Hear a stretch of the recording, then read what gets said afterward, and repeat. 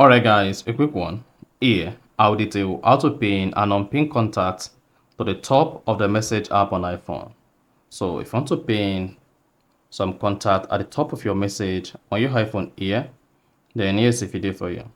So if at the end of this you found this offer informative, please don't forget to like and then subscribe.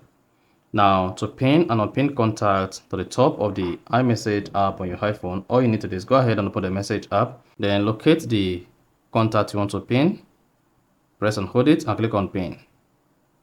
Repeat this on another contact again, press and hold it and then click on pin. You can also drag it to the top like this.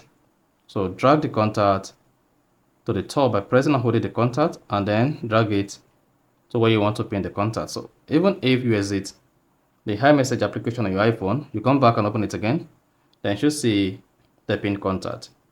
Now to unpin the pinned contact, all you need to do is press and hold the contact, click on unpin, or just drag the contact down to remove it from the pin page.